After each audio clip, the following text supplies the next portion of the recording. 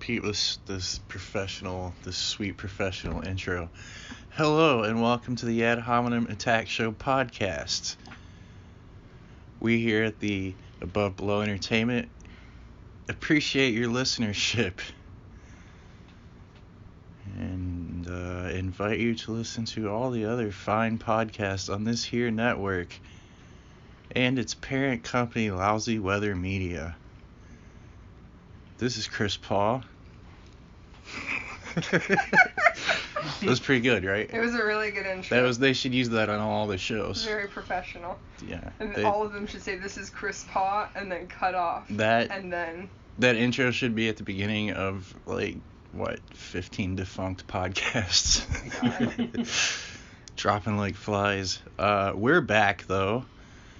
Tabitha Jones is here. Hello, America. Did you ever think all those years ago at the first Ad Hominem Attack Show we'd be the last men standing? Kind of, yeah. I mean, I guess fucking Psycho and Death Wish probably are both in death pools around town. Oh, probably. No, 100%. They're not dead. Jeremy moved. Ryan is writing a manifesto. Shaving his head over and over again. Yeah. Probably, I would not be surprised if he mailed a bomb somewhere to anyone. I kind of would be. Like, if he followed through. Like, if that's true. If Ryan was like, "I'm gonna do this," and then followed through on it, I'd be like, yeah. Whoa, huh? Maybe this time off's good for you, pal. Yeah, that is true. I was trying to figure out how to say he mails bombs on stage all the time, but it just doesn't even feel right anymore. It doesn't. Ryan and Jeremy out. Gone. Be gone. Thoughts. They'll probably show up at some point. At some point, literally. Jeremy, I feel like Jeremy could. I wouldn't be surprised if he came back to Cleveland. We'll talk about it later. Let's talk about this. We have a new co-host. What? Where? Where is he? A train station. Kyle Honhorst, everyone. Hey! I want to go on record and say I really miss Ryan DePerna. I think he's a great comic. I think he's probably the best in the city. Please don't mail me a bomb for filling in for you. I know. I'm just imagining Ryan being very offended that we would ever imply he would care about something. Enough to send a bomb. Yeah. Ryan DePerna doesn't care true. about anything. Yeah. Well, I don't give a shit for DePerna. Besides his hairline. I feel like he wouldn't mail it. He would just deliver it. You know, he's not gonna pay for the postage on that. He'd just show up with it. Or just drop it on stage. Huh? Back around? No. Fuck me, right? Okay. You tried, pal. Clear. To clear that up. I don't even know what I'm clearing up. No, we're not clearing anything up. We're so conditioned. We still love Ryan. We're so conditioned to say a negative thing on this podcast. But I'm sorry, I just have to clear the air about Yeah. Oh, did I fuck it up by coming in and being positive? Been here 10 minutes and I'm just fucking it up already. Good. No, this is good. We need some life in this room. Yeah. When it's just me and Chris recording, it's just like. Yeah. Well, yeah. Two goth queens. Yeah, just two goth queens breathing heavily into the open air. January 19th, we come back live. First show for a little over half a year. Much needed break. But we're going to be back at Not Your Parents' Basement in 78th Street Studios on 78th and 88. I mean, it depends on where the address is. Yeah. Holy shit, you know how dumb I am? I really was trying to think of a street name. No, it's And 78th it's Street. right there. That's why when you put on the thing 80th, I was like, yeah, that's not right. Yeah, You know, it that's comes not right. up with it's a I think it's just the it's fact a that complex. I It's a was big gonna building. Say, since it's like a factor, like an old So if factory. you're going down, there's like a bunch of like colored lights like out on the street, and you go down that road, then there's a big warehouse, and you hang a left into there. Yeah. There's a huge sign in the entrance that says "Your Art Sucks." So you go in there, go down the basement, where to the left, Super Electric Pinball. Yeah, I think the thing of it is that like that back parking lot has like an exit on either street, so it might like count as 78th Street and then 80th on the other side. So, but it is the 78th Street Studios. Yeah, you should be able to find it. There'll be signs. Almost. And this show will be in the basement, which is the lowest point. So if you get too confused, pour water and then follow wherever the water goes. You'll have to tell me how it is. So, Oh, no, yeah, I'm really angry that I have to miss the first show back. Alright, are you gonna be late, or...? I'm not gonna be able, I won't be able to be back in the area until, midnight. Okay. Is the thing. So, I knew for a fact that I was gonna miss the... we should get Ryan to fill in. No, I knew for a fact I was gonna miss the art roast show, and then I was like, I should still be getting out in time to just get there late, and then I looked at it and I was like, fuck, okay. I'm pretty curious about the art roast show because I draw and it terrifies me. Oh yeah, dude, we were definitely it's been talked about to have you on it. Just no. No, I'm joking. No. Which is funny because I've complained that people don't enjoy roasting enough in this town. Or well, I think this is different. I think people are, because you're not roasting somebody to their face, and I think that's where people get wishy-washy on it. It's like, you're shitting on Picasso. I mean, what's he gonna do? You know what I mean? You're just shitting on the dead's hard He's not gonna work. Talk shit to you at LVT or talk about you because you said, man, he's I dare a fat cunt or something. You know what I mean? I dare anyone to talk shit to me at LVT. Living dead in the goddamn hands. From the future. Living dead from the future, from another dimension. You want to show up to LVT and talk shit? Hoo boy.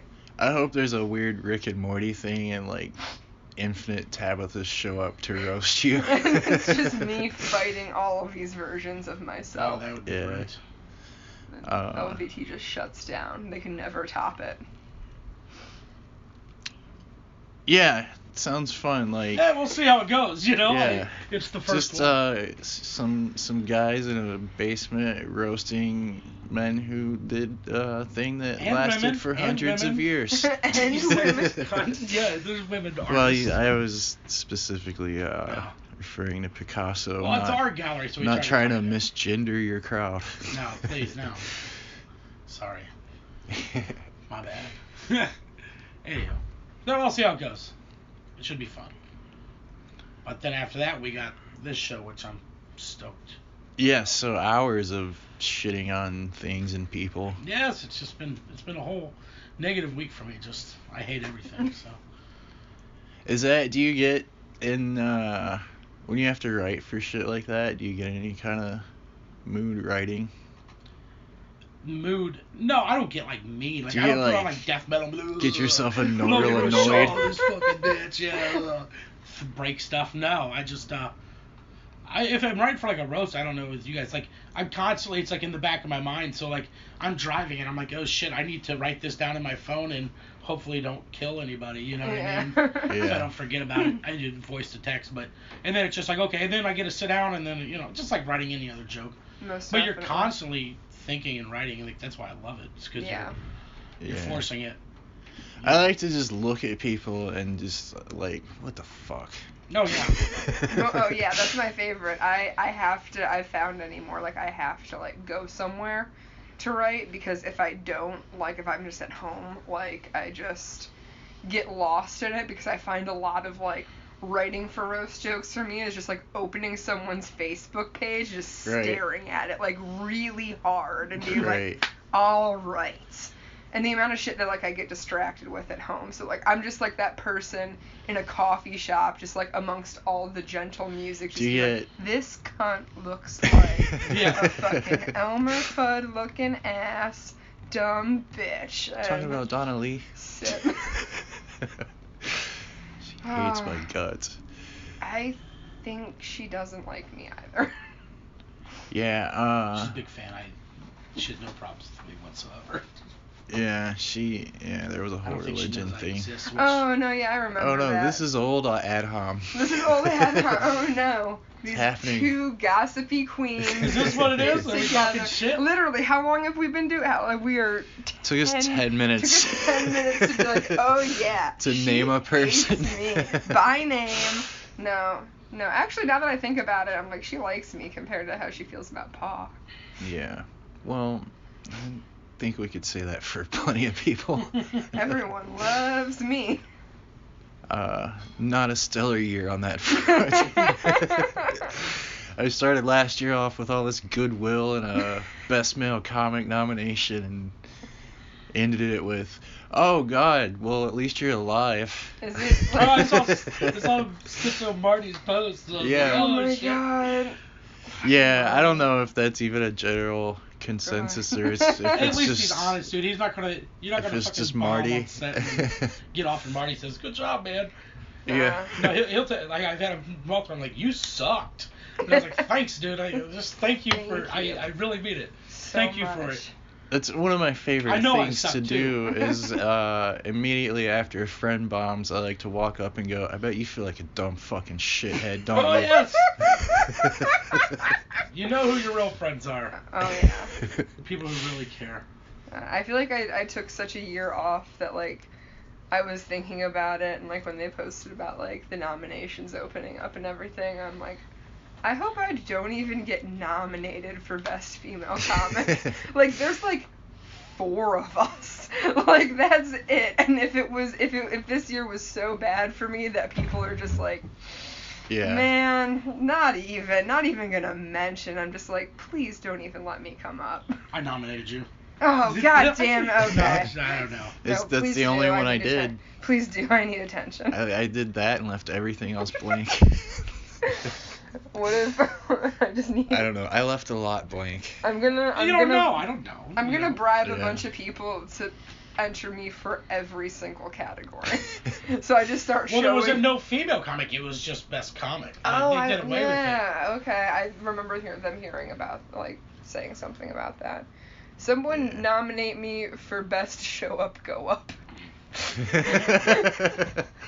I know she shut down a year ago, but we're still talking about her. Roasting's gonna be interesting when no one can call me a whore anymore. Everyone's got to get creative. Yeah. No, they have to talk about you and Dylan looking the same and fucking yourself. And then I'm just gonna get a new pair of glasses, and everyone's gonna be like, what? Yeah. Yeah, that's like me and Brett are twins. Me and Brett Thomas.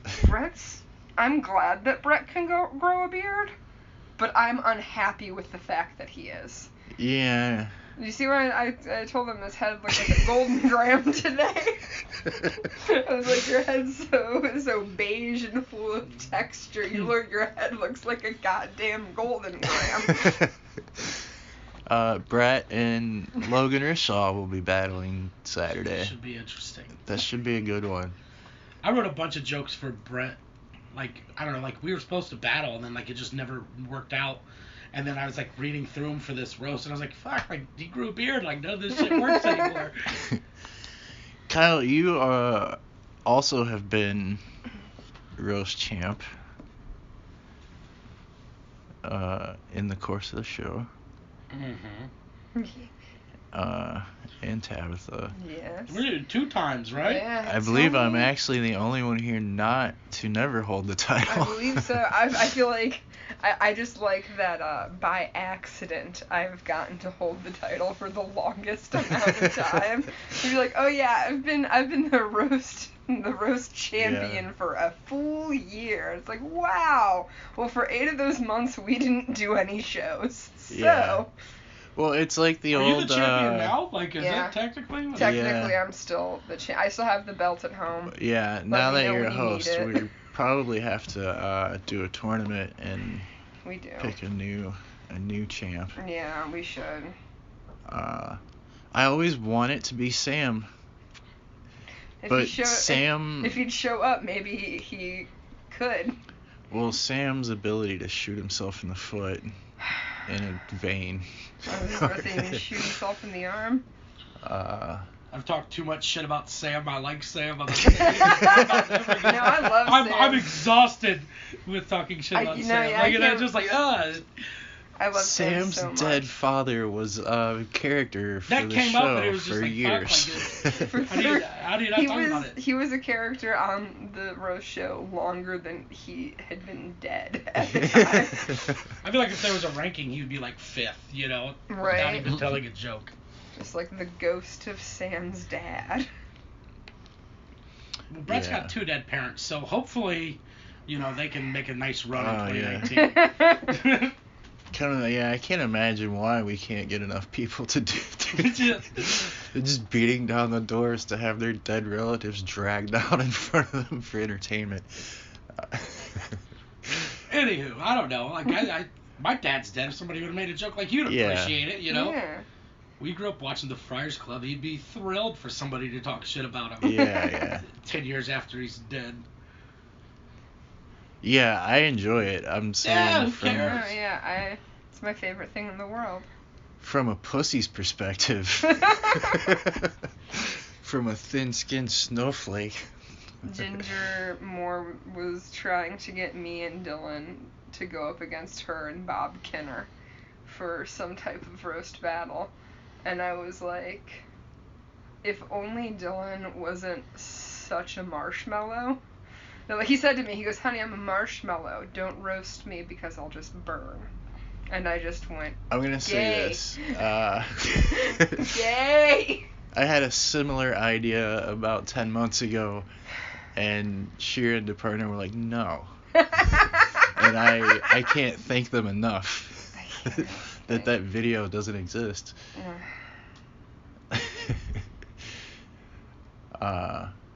Just tell him to come out and be a jobber, you know. Just tell him to take up on the chin for the sake of the show. I mean, that's what it's about. Single tear. You're so funny. I love you.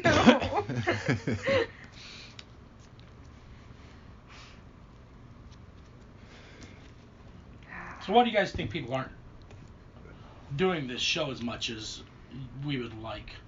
Oh, I know. Because they're a bunch of queers. Now we gotta delete this episode too. No, we don't. I can say that one. Oh, that's true.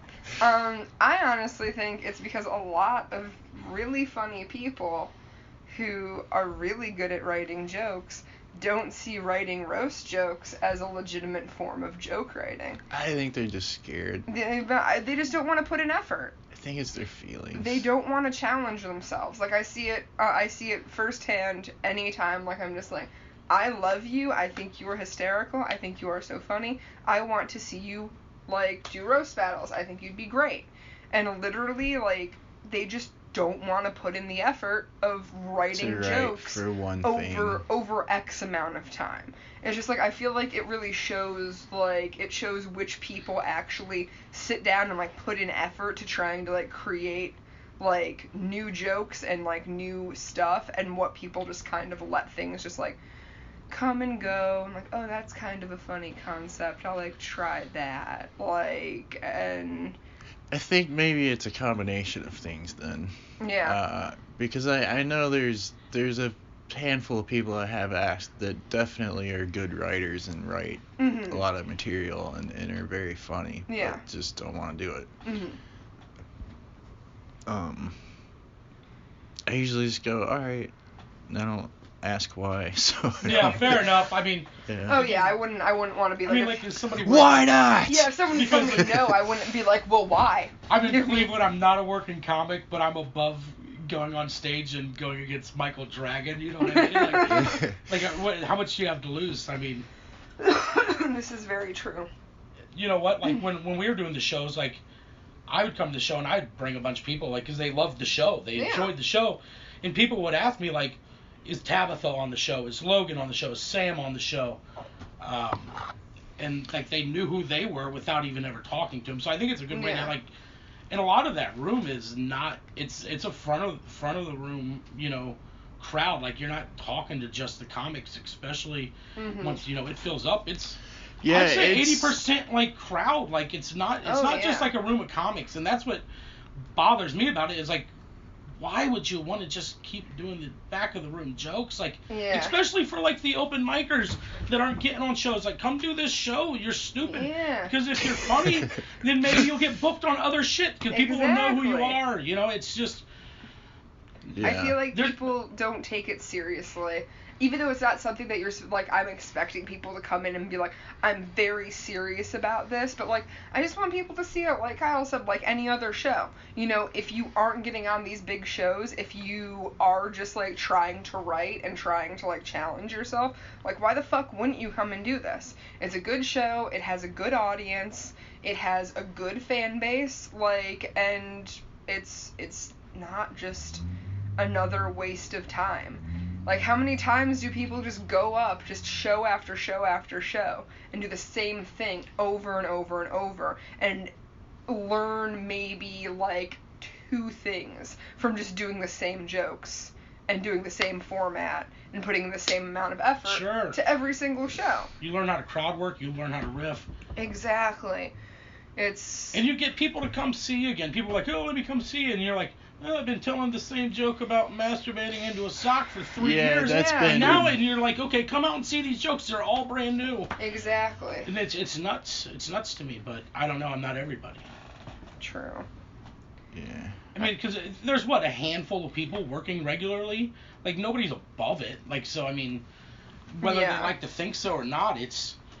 And if it's not your thing, that's one thing. But check it out, especially if you're new. Yeah, there's been so many people that, like, I've asked, and, like, you know, I may, like, complain about, like, asking people and them being like, no, but can I do stand-up on it? But the amount of people that have been like, man, like, roasting is not my thing.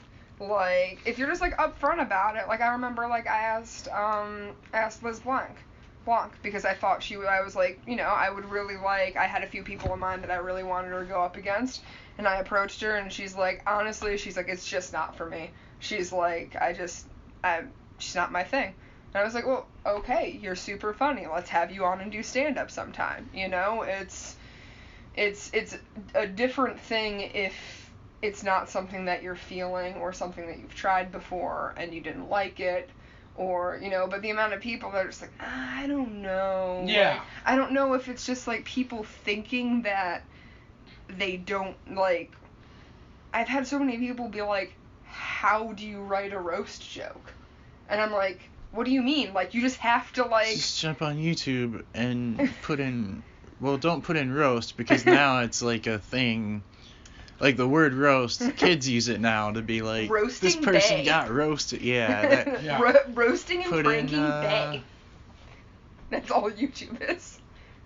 Just look at the, I don't know, fucking Comedy Central roast. No, yeah. There's like, roast battles on TV. And, like, it feels like roasting can be so many things of, like, roasting can be really ridiculous and really, like, over the top and really, like, holy shit, like, still being funny but, like, tearing into someone. And roasting can be, like, the most fucking wholesome thing in the world. Sure. You know? Like, you can tell a joke that's still gonna make people like, oh, man, but, like, it doesn't have to be mean or, like, aggressive or anything. Well, it all started like the Friars Club. Like, it was to honor somebody. We're going to bring you in here and we're going to shit on you and bring you down a peg. Exactly.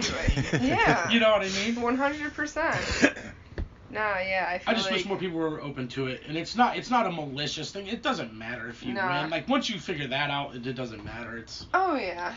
Oh, yeah, the belt's completely meaningless. Yeah, it doesn't matter. It's just... It's something cool that you... Oh, yeah. Yeah.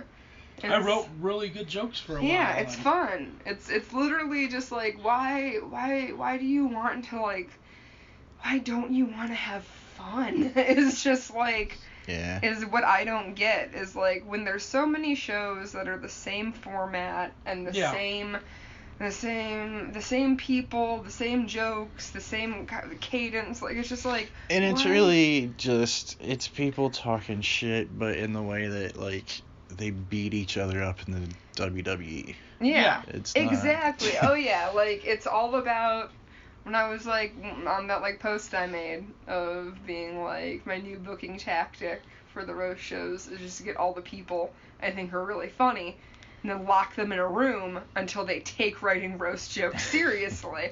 But just, like, it's not, once you stop seeing it as, like, I'll take that. We got a caller. That won't actually show up. It's Donna Lee. It'll just. She heard. That was my phone ringing, and it said scam likely. Those are the best ones to take. Those are. What else you got to lose, Chris?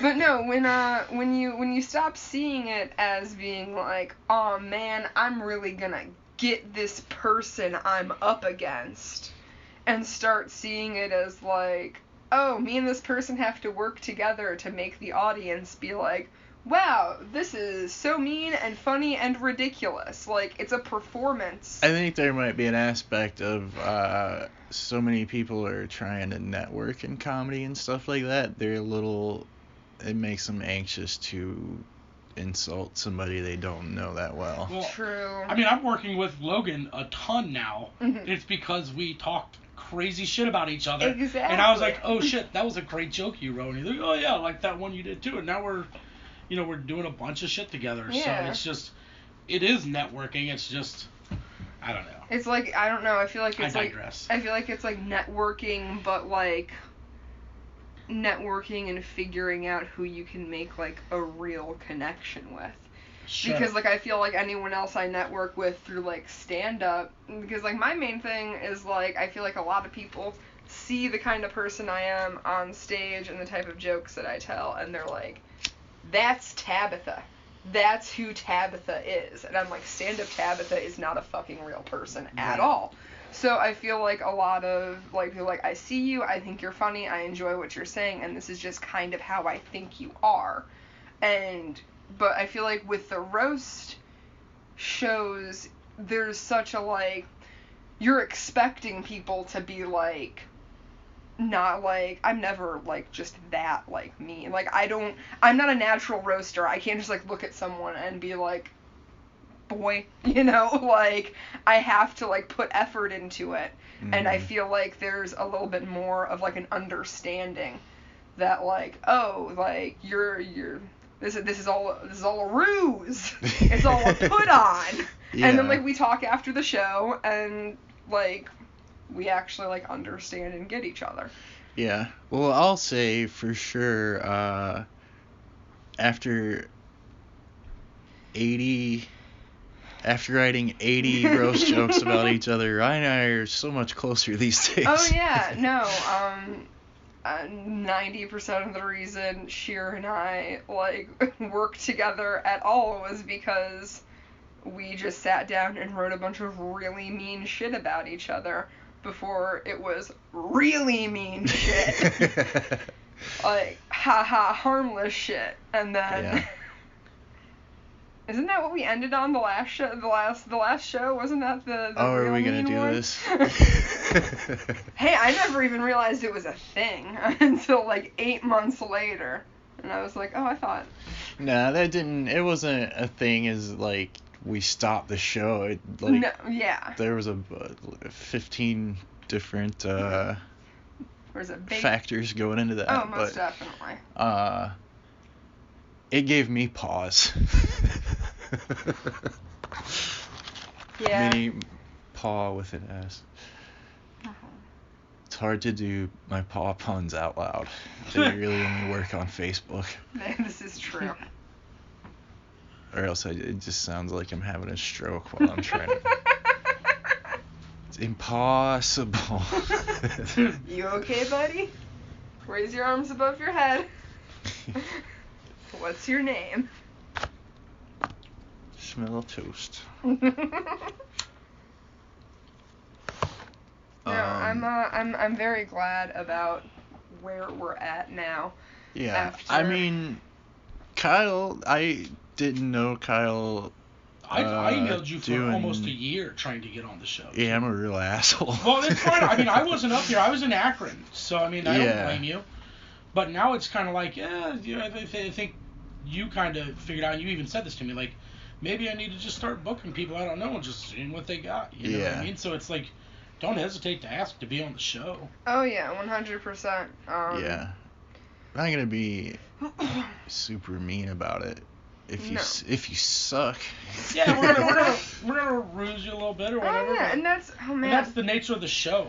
That's something that I kind of got like irritated about was like before I was on like hosting or anything, is that like there'd be times when like people would be in the middle of a match and like Chris, like you or Ryan would say something, and the people that were like roasting would be like, oh, like, whatever, man, like, I'm getting it from both sides here. Yeah, and it's just like, what the fuck do you think we're here for? Like, to be like, oh, don't worry, pal, like, you're doing good, even though that man just said very mean things about you. Like, no, like, it's all about, like, shitting on each other, but we're not shitting on each other, like, just, like, we're trying to keep the crowd from revolting, cringing too hard in between, like if somebody's joke doesn't work. Yeah, and it's like if your joke doesn't work and I say something shitty about it, like I'm busting your balls, man. Right. Like I've not really been like, oh wow, what a shitty joke you wrote. Yeah. No, like plenty of my jokes don't work. Yeah, same. We're all living in Cleveland doing comedy, you know what I mean? Like everybody, you know. Yeah. It's just in that moment you have to do something. Yeah, there needs to be. It's. You can't just let there be dead air and be like, well, all right, contestant number 2, do you want to go now? Doing the show that way with Ryan though, I did. I've gotten quicker just doing that every month for a couple of years, like trying to keep shit going, because I don't write that much. I usually write like the day of for specifically whatever I'm doing that night, like just if I'm doing the recap or whatever. Yeah. But if I'm not in a battle or like I've not written any roast jokes, so I've had to say shit just in the moment, and it works like half of the time. But it puts you in a tough spot too, because if your joke bombs as the host, it's like, oh shit, like well then on shit, you know what I mean? Well then Ryan could make fun of me for that, and like it kind of there was almost a formula. There's almost a formula. Yeah. You can try to have a formula all you want. I don't think it's in the cards, my guy. Where one or the other of us would legit get pissed about something and kick a mic stand across the room. Oh, that was during one of mine, yeah. Because he made a Prison Break reference 10 years later? Like, I mean, nobody got it, man. Sorry. There's so many. It's what the show's real that way, you know? Yeah. Oh yeah. I lived for like those real moments of just like. I remember the host are people too. I remember it was when you and I were we were going up against each other, and you made a joke about my pussy being like Bigfoot. And it ended with, or like it started with. Oh like, nobody's ever really seen it. Nobody's ever really seen it. But it's hairy. It's got filled with bugs, and all of our hillbilly uncles like to kill it. Yeah. That was the joke. And Ryan, I loved it. It's fantastic. And Ryan chimes in and is like, no, not true. He's like, I digress that no one has seen it. And I was like, oh yeah. I was like, honestly, depending on who you ask, too many people have seen it. And Ryan's like. Yeah, I think like 12 of them are here right now. And like the crowd didn't know how to react. And I was just like, nah, just one, buddy. Just one. And then, like, it was just, like, silence. And he's just like, well, all right, Tabitha, you want to go now? And I'm like, yeah, that's what, you had to get the last word, huh? So sometimes it works, sometimes. Sometimes those real moments work, sometimes those real moments don't. Favorite Ad Hom moment? Oh, yeah. Marlon versus Mike Drake. Nothing will ever beat it.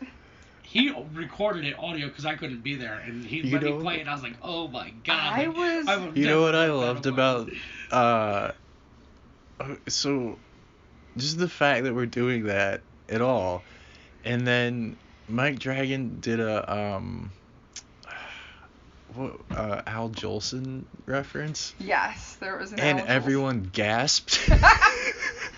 Funny thing about that, I thought about, like, that's great. You should totally do that. Oh no, yeah, that was madness. That was absolute mad. Like he said he was like, people were ready to kill me over that, and I was like, oh shit, dude, there sorry, was a cake man. smashed. There was a cake smash. I remember I had on my old phone, I had videos from it. And I remember, like, a good 90% of the video was just absolutely unusable for anything because it was me and I think, like, Steve Mers next to me just, like, screaming the whole time. Like, everything Marlon said was like, oh, like, what? Like, it made no sense. And it was still 900 times funnier than a lot of things I've heard before. Yeah. That was a very good one. Marlon's roast was a lot of fun too. Marlon's roast was a lot of fun. Jeb wrote my favorite, one of my favorite roast jokes about me for that roast. And it was I love Tabitha Jones so much, I wish I could pop off one of her long ass titties and break it on the hull of my boat. Oh, that's good. Yeah, why is he not doing the roast? Oh, 100%. I want Jeb to roast all the time. I have such a fun, like, that's the one way for... I think he has. He's done a few. I think he would. He did that Pizza Money one, obviously. My favorite, I have two quick things, is when Chris Bronowski called Dwayne Duke Harvey Chocolate Milk. Holy shit, yes. And just the Brett and fuck, he's a really funny kid. I just saw him the other day. The kid that looks like Brett. The kid that looks like Brett. Yeah, there's another comic. He's kind of looks like Brett and Hyde from that 70s show. Well, Brett already looks like Hyde from that 70s show. This is such a bummer because I really like him and now I feel bad. He does East End a lot. Oh god, I haven't been to East End in forever. Is it Mickey Genosi? No. It was the battle where they both looked so much alike. It was the whole reason I booked it. Daniel Myers. Yes. Yes, I love Daniel Myers. He is... Yeah. That's his name, right? Dan Myers? Yeah. Yeah. No, yeah. He's great. I don't see him. What if we have it wrong and we're all excited that you thought of it? Just not me It at fits. all. It fits the bill. There was the Marlon and Brett roast that I put together that made me so happy because Marlon was just saying so much shit about like Brett's mom and like I got to I didn't drop even in. think of that till now. I got to drop in, did he know? and that was the thing. I like 6 jokes in, I was like, Marlon, you know that Brett's parents are dead, right? And Marlon's like, oh no! Like was so concerned. And like, I don't even remember the rest of the reaction because I think I like threw myself on the floor. I was like, yes, I got to be the person that told Marlon that Brett's parents were dead. Way too late. Oh my god, cause Marlon, like, cause I like set that up, and Marlon saw me at LVT that week, and was like, got me to like come outside with him, and was like asking me questions about Brett, and he's like, I don't think I really know him that well, and like I gave him advice on just like, you know, going like over his looks and everything, and then just like gave him like a basic like rundown of like information about Brett, and I didn't think until I forgot the book. Literally, I didn't think until like the show was going on. I was like, I never told Marlon that his parents are dead. Like, oh fuck, I hope I get the chance to break that news to him. And I did. Top 10 moment of the Ad Hominem Attack Show right there.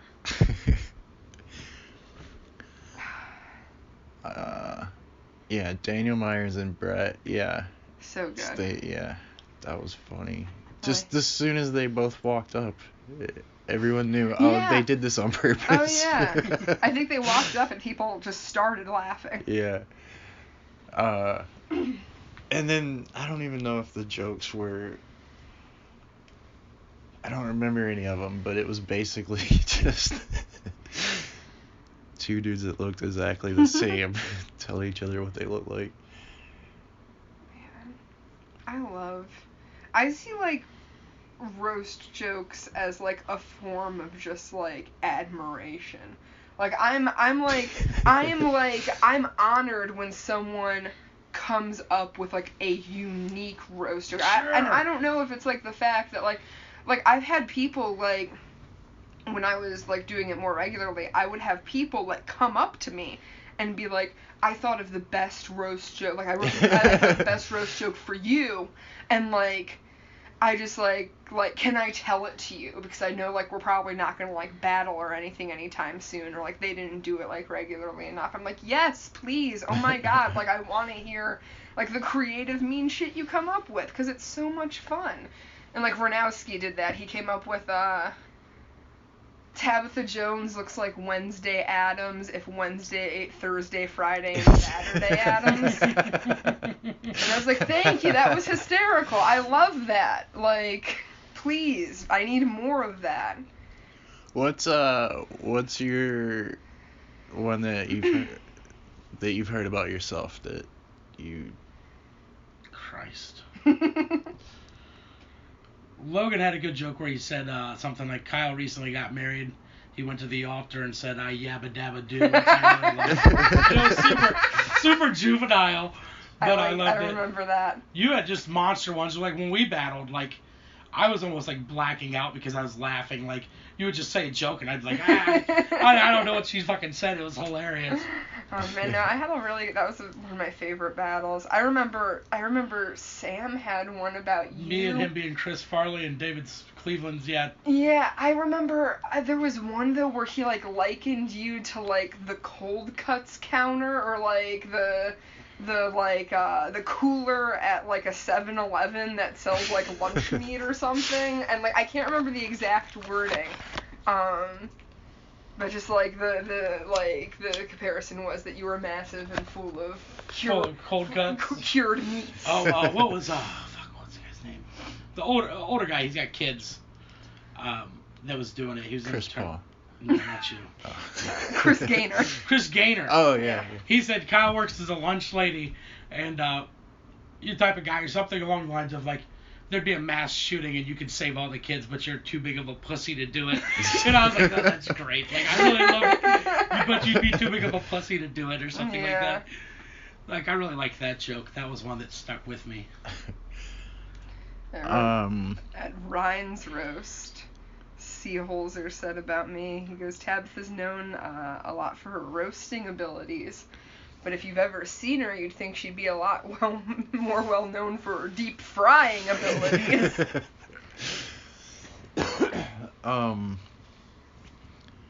I think it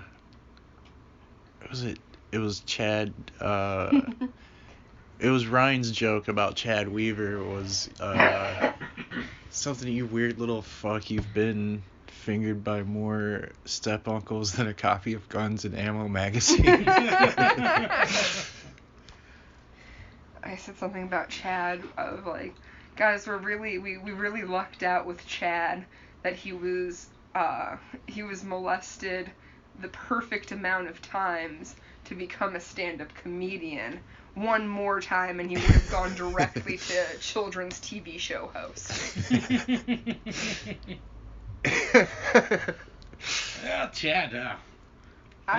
Thank God for them lesbians. He's funny. I miss Chad, but I have a feeling that grown-up Chad is like too cool for me. Like, I'm like, you went to Chicago and you got a nose ring and like Tupac glasses. I need you. Did Chatty Daddy get a nose ring? Yeah, Chad's got a nose ring and like a goatee, like. Is this Chad or Chad from a parallel universe? No, I accidentally sat in on a Pizza Money meeting, and I went to drop Lush stuff off to James, and he's like, yeah, I got nothing going on tonight, and I show up and like Walter and Wilson are there, and we all just start talking about Chad, and I'm like, oh no, Chicago Chad is Tupac Chad, because he's got facial hair, a nose, like a hoop nose ring, and like big round glasses. Good for him. Yeah, I'm glad. Be yourself. Be yourself. Hashtag widowed license plate. I'm trying to think of, I can't think of any. I've done it so much. I can't think of any that. I mean, I've been roasted so many times. I can't. Not just at this show, my entire life. Oh yeah, I was about to say. Yeah, that's what you were talking about. I love to hear like a really good one because I've been getting called fat my entire That's fucking what life. I was about to say. I'm like, if you come up with something creative, then it's just like, you're fat.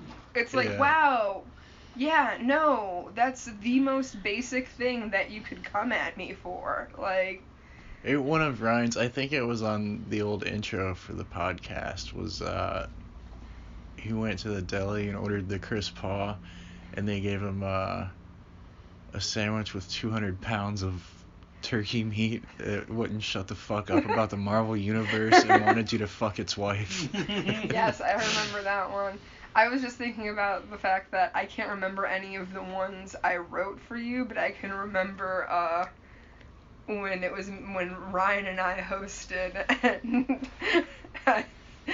I said you looked like you had just gotten a chemical peel because you just like shaved and you were all red, and Ryan's like, you look like you just spent 3 hours in a rock tumbler getting polished. And that was one of those things that like at that like meeting I recounted that, and like Ryan laughed really hard and was like, I said that? And I was like, yeah, buddy. Yeah, you did. This is the closest you can do on a podcast to a clip show. Hey, remember that time? Because I was about to talk about when we did... when I pulled my dick out on stage was one of my favorite times. Oh. That was great. I was outside and I didn't know it actually happened. Like, I heard like, oh yeah, they're taking their dicks out. I'm like, yeah, sure. And like, that was awesome. I fucking had I was like, can I get into legal trouble? Like that night I was like, probably. Probably. No, because I'm an artist. I was an artist. It was a performance. Just like how you can like smoke in like in stage plays. So yeah, I remember. Yeah, I don't know. They're gonna go, you're not an artist. You're an idiot with a microphone. You're not an artist. You're go tell all your neighbors about it. See, in order to be really funny, I took my dick out in public. You understand where I'm coming from. We did what's the festival? Ingenuity? Ingenuity Fest. Mm-hmm. Were you at this? I was not. Ryan and Jeremy and I went down, and Kristen Galwood was there, and also former champ. Kristen. Oh yeah. To get Kristen back. I'm working on it. I've been leaning into her a little bit. So. Oh, remember how uncomfortable me and her roasting each other was? Yeah. Because like I remember Jimmy came up to me and he's like, "Do you guys like actually hate each other?" I'm like, "No, I don't know." That good? If Jimmy brought that up out loud, that means he really believed. No, and then like a few months ago at LVT, he's like, we were just talking about that time you and like, who was it, that other girl, you and that other girl roasted each other, and it was so uncomfortable, and I was like, yeah, no, I never want to go through that again. Jeremy, so at some point, Kristen dressed up as Jeremy to roast him. Mm-hmm. And Jeremy thought it would be funny to dress up as Kristen to roast her, so he wore a dress and a wig and tried to roast her, but he didn't get a word out because Ryan and I did probably 10 minutes just ripping into him the entire... And it wasn't even like, I don't think the crowd even gave a shit. We were just having so much fun shitting on Jeremy in a dress. In a dress. Skin tight. It was not good. Oh, no, yeah, I know that dress. That was the dress he got for the Sad Boys drag show. And then he gained a whole bunch of weight after that before this. Yeah. I remember him being like, I don't fit into that dress anymore. Yeah. Well, we let him know. Were you there for that Sad Boys drag show? I don't think you were. Oh no, it was the first show that we had. After I think so. Done. Yeah, it was. I don't think I was a sad boy at the time, but I think I went. Okay, yeah, it was. Were Doug and Becky awful. Doing comedy for that one? Maybe. I can't keep those Kent days straight, my guy. Someone asked me about going to... You could say that twice and not have half the story. Oh my god. That's what I like to say. Someone, asked me about going out to Kent to do comedy, and I was like, I don't go around those parts no more. Yeah. I don't tread those grounds. I don't much either. Ugh. I remember that was the show where I was afraid that all the guys were gonna get their asses kicked because all the regulars at that bar were just watching them get into dresses by the pool table and wigs and just being like, what the fuck is going on? I think I did go to that one because I remember that being funny. Yeah, no, it was funny. It was Sad Boys Dark Days. Yeah. Okay. So we've reviewed the years of the show. It's been beneficial for me to catch up, you know what I mean? I haven't been around for the whole thing, so I'm glad I'm up to par now. This is the first show of the year. Let's not spend too much time on it, but how was your 2018, each of you? 2018 was really good, actually. Oh, really? What did you learn? How to love! That was so much funnier. The first time organically. Around. Yeah. Chris and I recorded a podcast. Yeah. Just one-on-one trying to come back. Good. And then he never released it. But there was this point where I kept badgering him about what he learned in 2018. What'd you learn? What did you learn? And until I could and then it was finally he snapped and was I don't know, what did you learn, Tabitha? And I was ready because if I had gotten him to just be oh, I learned this, how about you? I was just gonna be I learned how to love. And I was on it. It was a fantastic moment, and we tried to recreate it. Is that for the Patreon? the bonus maybe. Oh my god. No, yeah. 2018 was just dandy. I didn't do stand up for 8 months. Yeah, I didn't do. I recorded the CD. Get it now on iTunes. Apocalypse Now. As I have a stroke. in February, and I really haven't done a whole lot since. That's how it was, like, I feel like last year I spent all of January, February, and March leading up to, like, that album recording in April, because I was like, I need to be prepared for this, and then after April, like, May, June, July, August was me just, like, floating. Like, I was not writing jokes, I wasn't trying to perform, I was, like, making all of these, like, people were asking me to do shows, and I'd be like, yeah, totally, and then, like, a week before, I'd be like, wow, I haven't done stand-up in 4 months. Maybe I shouldn't be on this show that you want me to be on. But also, at the same time, I feel like I had one of the best performances of my, like, any performance I've ever done this year, when I did Jeb Show, and that was enough to make me be like, oh, wow, maybe I should try again, in the slightest bit. I think it's fine to take some time. Oh, most definitely. You have to do other stuff, so you're not just telling jokes about how you were, I was at a show last week and this happened. Exactly. I think there's a very big stigma around taking time off and not constantly grinding. And yeah, like, I think it's a weird fear of losing momentum, but it's like, where the fuck's it gonna go? The pool's only so big. True. It's not, if, everyone's gonna... Scam? Likely. Everyone's gonna forget in 6 months? Yeah.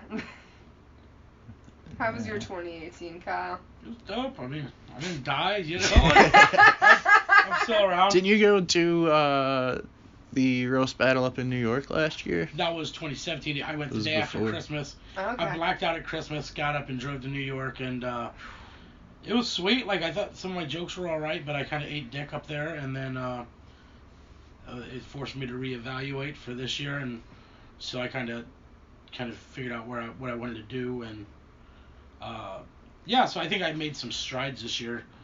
Like, I could talk to you, and it was like, there were some guys coming through from LA that did roast battle.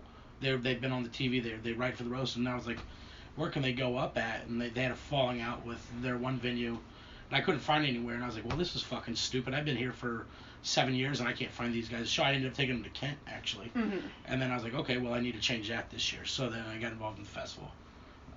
And so then we got this fucking sweet room put together now, which I'm really proud of, with Super Electric and then all the festival guys. And then I went out and did my first festival this year, which was amazing. I went to Flagstaff for the Big Pine Comedy Festival, and I was easily probably the worst comic there. So it was nice to, like, network and just, like, work with some really good comics and people that are not just spinning the wheels, like they're making, grounds, and saw some really funny people and met a lot of really cool people. So that was good. And then I can be like, oh, hey, by the way, if you pass through, I got this great venue. Yeah. And so I think that's kind of where I'm moving.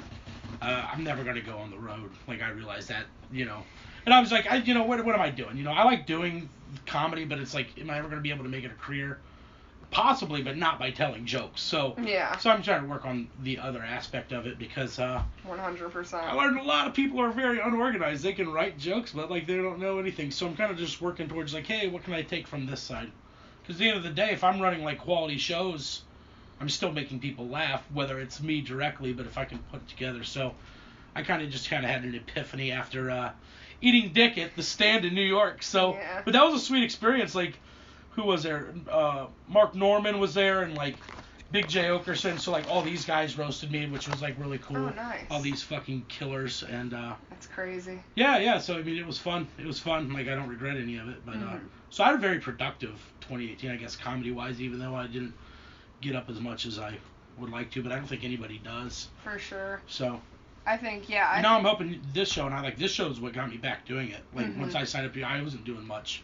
I got on this show, and I was like, fuck, I love writing and doing comedy, and, so. Yeah. When you asked me, I was like, absolutely. You know what I mean? Like, that's what it boiled down to. I was like, yeah, there's no question about it. So I was like, yeah, I'm fucking in. Yeah, for sure. So, we're glad to have more you. Motherfuckers need to be doing this show because it's so good. No, I feel like... It's the best show in Cleveland. I feel like this year was definitely... With or without the award. Even though I didn't go up as much as, like, I have in past years, I feel like I just know a lot more about what I want to be doing and how I want to be doing things and what roles I want to be taking, and not wanting to kill myself after going to every single show Monday, Tuesday, Wednesday, Thursday, Friday, just because I'm like, I need to be a good stand-up comedian because this is what I'm doing. I think there's a thing. time for that too, though. True. There's maybe a few months at a time here and there. Yeah. I'm just getting well, I didn't have it's a whole thing. It's a whole to do. Patreon. Yeah, I'm just getting back to trying to do some mics and stuff, just writing and shit again. I mean, recording an album's great, but then you kind of like burn through your material, right? You know yeah, and I mean, it's not. I think it would be. Almost like fuck, I can't tell this joke about smoking crack anymore. I mean, a little bit, but it's not. It would be pretty delusional for me to think that like everywhere I go, they've already heard they've definitely heard my album. Can't do that anymore. Did it peak about 327 on iTunes charts? Or did you release it at? Tell you. Did you release it at 4 a.m. on a Sunday so you could be one of those people that says debuted at the top of the iTunes comedy charts? Is it important? Oh, a lot of people do that. Like a lot of there's timing that goes into of like making sure it's like dropping at like the least peak hours. So it could be like. I should have thought of that. If you buy an album on iTunes, like say you have an album for $10, and I buy your album, how much of that $10 do you see? I have no idea. You saw a ton of them, huh? I get like I get like 80 cents sent to my PayPal once a month or something. The YouTube and Spotify downloads are way more than actually selling your, iTunes or anything. I mean, there's some, but it's not like. It's like enough where I go, that person lied. They did not buy it. Yeah. Surprised you don't have a computer set up just constantly streaming it on, No, I also, because I was desperate for cash at the time, I also tried to fucking just sell hard copies a week in advance, and I think I just blundered the whole situation was bad. Yeah, because it was just a weird time. Weird time. No, I saw something on Instagram or whatever that was just like, oh, if you have friends that, are like releasing stuff on like Spotify or like iTunes, before you go to bed, like mute it and put that shit on repeat, get your friends some money. And I was like, but do I really need these motherfuckers coming up in my, like, end of the year top songs? Like, it's just, like, nothing but Chris Paul. And I was like, fuck! But it's all out of order because, like... Yeah, I wouldn't recommend... Chris Paul, Ariana Grande, Scramble. That's my life. Or shuffle. My life is Chris Paul, Ariana Grande, Chris Paul. Those are my only moods. How you feeling today, Tabitha? On a scale of Ariana Grande to Chris Paul. I'm feeling a steady Jeremy Shear. Go off the charts then. I just did art for the cover for. Are we supposed to not say anything yet? I don't know. How do I look? Midwestern Menaces. How do I look? In the art? Yeah. I think it's one of the things I've drawn that I'm the happiest with. Okay, I always get scared I like how it came out. Ever since you drew that picture of Brett, I'm just like imagining any picture anyone draws of me just looking like Brett. No, that was not a good one. Okay. I'm not saying anything about the quality of the drawing. All I'm saying is that, like, when I saw it... She said it fucking sucked. I saw a lot of similarities between Brett and I that I had never really noticed. It's just the glasses. Another case. I just have to get different glasses. Yeah. I think we all... I think everyone... I would probably get... Oh, I'd probably be a real bitch and get clear frames. A real pretentious bitch. Probably the exact same shape. Maybe a little bit more rounded, but completely clear. Be like, what? This is cool. I'm gonna go like bright purple or something ridiculous next time. Neon, something neon. Look like Bane, but in the Schumacher, Joel Schumacher Bane. What if next time I just got 2 separate monocles? And I just squinted at everyone all the time, keeping them in. Clip them each to an eyebrow piercing. Do you ever see anyone with an eyebrow piercing and just think like, oh, they still do those? I mean, I still see them, but they're usually accompanied with 5 or 6 others. No, like sometimes I see someone with just an eyebrow piercing, and it feels just like super 1997, where I'm just like, oh, you got a chain on your wallet too? I know heroin's big, but meth is still a problem. You know? They're still around. It's like the whole like cancer and AIDS thing. Like you can't just forget about AIDS. Cancer is so popular. Can I tell you guys a joke I tried out that never I felt never got the reaction that it deserved? I insist. If you think the opioid epidemic is bad in the Midwest, just wait till we tell you about the opioid epidemic. You're fired. I think it got the reaction it deserved. Oh, well, the reaction it deserved was I posted it on Facebook. No engagement for 25 minutes. And then one person commented without liking. Oh no. ... And then I just quietly changed the privacy to me only. And just kind of thought about what I had done. Which all I had really done was make myself laugh. And no one else. And isn't that what it's about? It is! That is the whole thing. I actually, so next month will be 7 years since I first did an open mic. And just weeks ago, I went, oh, you know what? It is nice to make people laugh.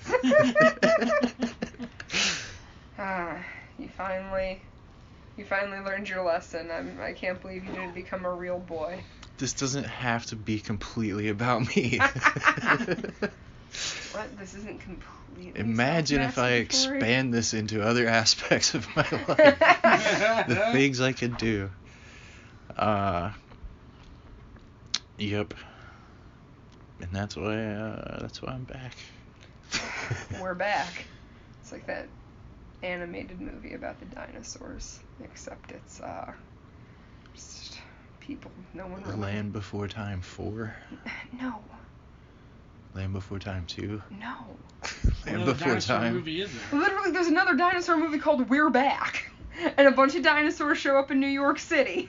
And the premise is that are they 90s hip-hop dinosaurs? Yeah, I'm sure there's one of them. 100%. I'm sure this came out in like 95 or something. There's a racial stereotype in every group of inanimate objects or anthropomorphized type things. I feel anytime I go back and I watch a movie that came out when I was a kid and that I enjoyed as a child, I'm just like, oh, there's a lot of racial undertones to this that I was not picking up when I was Wow, that 6. imaginary character is gooning it up. That's what white America wanted, you know? Yeah. True. White America gets what white America wants. Apparently. Day 23 of government shutdown. Oh, yes. Why am I just imagining that sound clip of me proclaiming white America gets what white America wants? It's just gonna start showing up on like a whole bunch of. Are we gonna sell that white clip? nationalist podcasts? Hey, you know what?